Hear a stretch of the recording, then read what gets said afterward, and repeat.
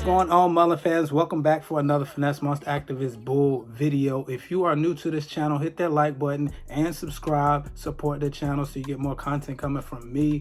Mullen Automotive is down almost 15% on the day following good news of an update from the pilot program, 60-day pilot program at that, with Menzies Aviation. And I'm going to go over some details of the news as well as talk to you about why I believe Mullen Automotive was short attack right out the gate when this news came out. Menzies completes successful LAX pilot program of Mullen Class 1 EV cargo and passenger vans. This came out just this morning, and Mullen Automotive was up about 4% pre-market as far as I saw, but then Mullen started to crash at open.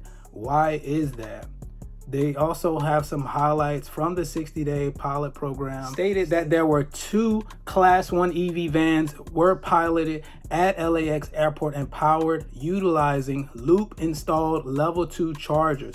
The vans were utilized for transporting both equipment and crews throughout the pilot program. Now, in my opinion, for this news, it is good in the long term because they announced that there was a successful pilot program, meaning that they were happy with the operations of these Class 1 vans out there on the flight line. But however, for the short term, I find this next point I'm going to read to be slightly negative. It says, based on driver feedback, Menzies has requested van modifications to include increased seating capacity and additional windows for enhanced driver visibility.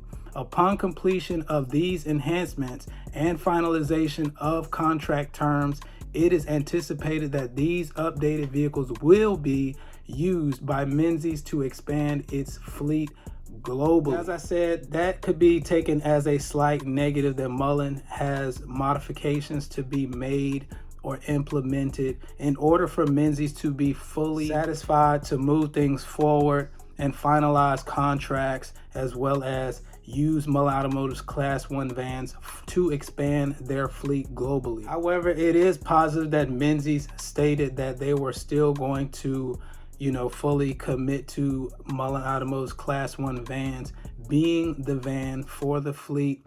Even though they have to make these modifications, they will still choose Mullen. We don't know how much more it will cost to make these modifications, nor how long it will take if they're only doing the modifications to those 2 vans just for processing the contract or finalizing the contract. But even still, down the road, if Menzies Aviation decides to put in a purchase order for more Class 1 vans, those modifications will have to be applied to those vans as well.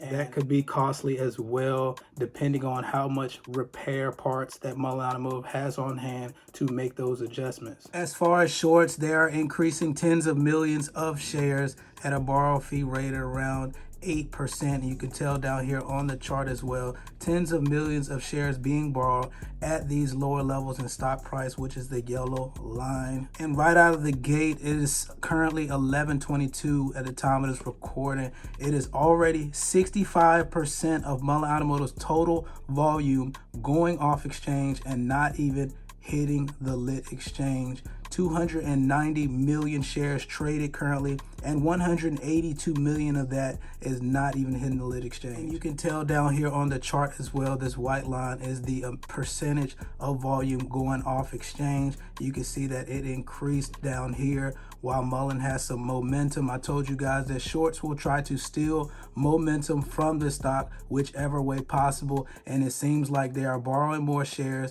while pumping more buying pressure into the dark pool, not hitting the lit exchange. Failure to deliver data for the beginning of March is updated, and as you can see right here at the beginning of March, we got March 8th, there's 38 million failure to delivers, and there's also Down here on the 2nd of March, 12 million failure to delivers, along with 8 million here and 8 million here. That is also reflecting on the chart the amount of failure to delivers I just named. Look at the white candles here. While the price is going down, there's been a lot of naked shorting on this downtrend, as we expected, and as I talked about in my previous videos, that I knew that the failure to delivers were going to increase on this down pressure. And we still are awaiting the end of March failure to delivers to be updated as well. Right here, the last one is March 14th. The 15th and beyond, going up until April, should be updated around the 15th of